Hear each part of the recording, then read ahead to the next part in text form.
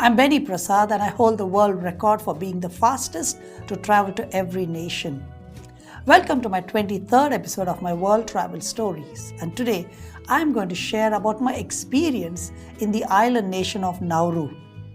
In the 1970s, Nauru had surpassed the oil-rich Arab nations to become the wealthiest nation per capita in the world.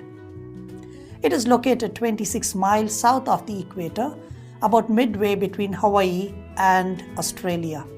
With only 21 square kilometers area, Nauru is the third smallest country in the world behind Vatican City and Monaco.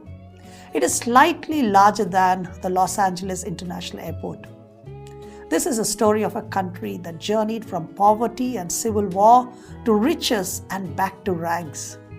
How did Nauru become so rich?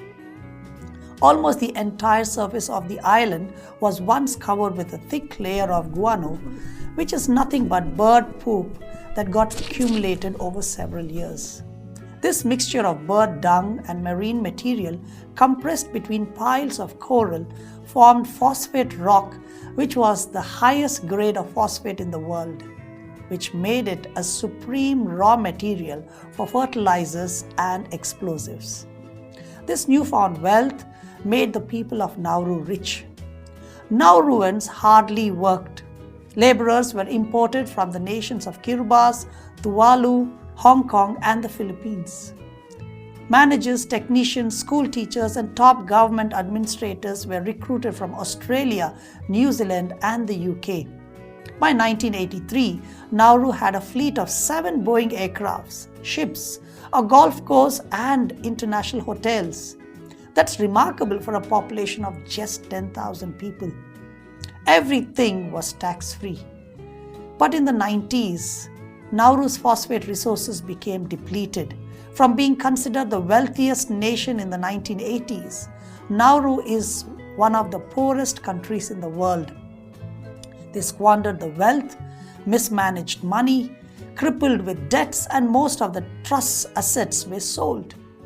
Nauru exploited most of the country's natural resources, and 70% of Nauru now is uninhabitable. There is almost no private sector due to little cultivable land, limited fresh water supply, and limited or no resources from the government. 90% of Nauruans are unemployed and are among the highest rates of diabetes and obesity in the world due to poor diet. In the year 2008, on the 7th of September, I took off from Honiara of Solomon Islands and arrived in Yeren, the capital of Nauru. I had no contacts in Nauru and neither did any of my friends.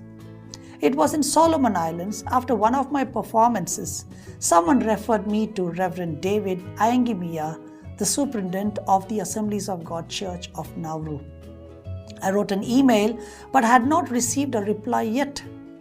I have to stay in Nauru for 5 days because the next flight is only on the 12th to Brisbane, and I had no idea what I will be doing in Nauru. I asked a co-passenger in the plane about the life in Nauru, and he said that it is very expensive to live in Nauru as everything needs to be imported, including drinking water, and he advised me a minimum budget of $150 per day as there are only 2 hotels.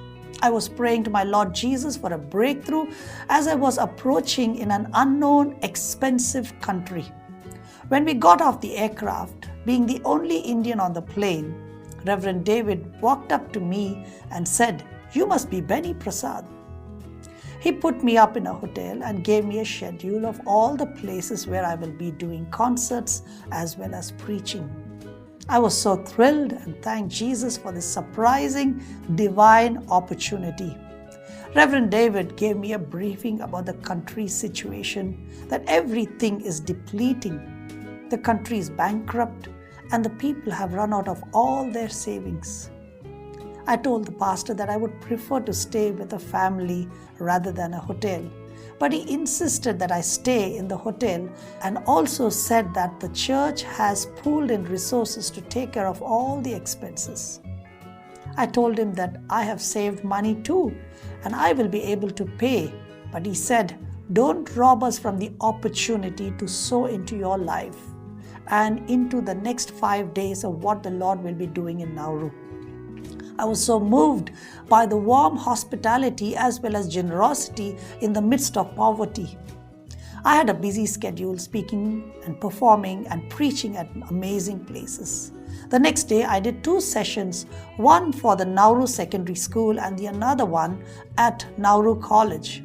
And I had a wonderful time with the students.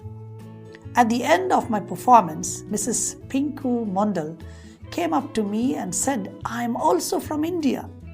She was so thrilled to see me and told me that her husband, Mr. Bivash Mondal, was deputed as the Auditor General of Nauru as part of Public Diplomacy of India. Later on, I met up with Mr. Mondal and had lunch with his family. He took me to the Taiwanese embassy where I got to meet up with His Excellency Mr. Bruce Fu, the Ambassador of Taiwan, and later I performed and shared my journey. In the evening, Mr. Bivash told me that the Australian ambassador had invited me for a meal and also to share my journey and perform on my guitar at his residence. It was a lovely time of fellowship. Almost every evening, I spoke at the open-air events organized by the Assemblies of God Church. Some of the locals were saying that what Nauru was going through was a punishment of God for the environmental destruction, as well as the pride they had that they will never run out of phosphate. I'm reminded of 2 scriptures from the Holy Bible. Proverbs chapter 16 verse 18 says, "Pride leads to destruction and arrogance to downfall."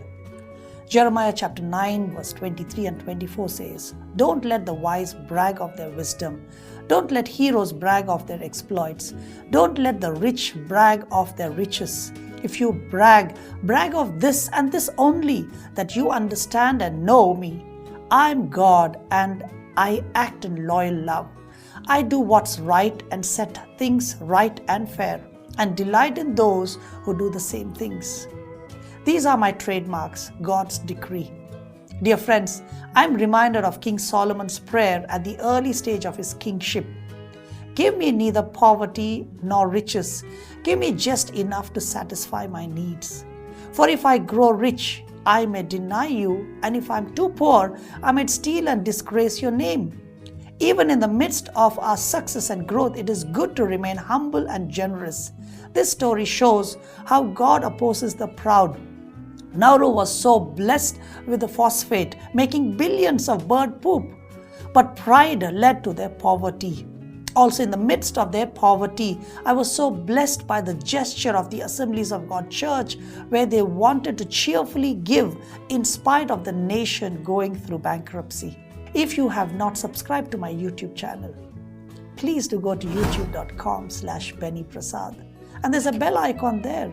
Please click on it so that every time I post a video, you will be notified.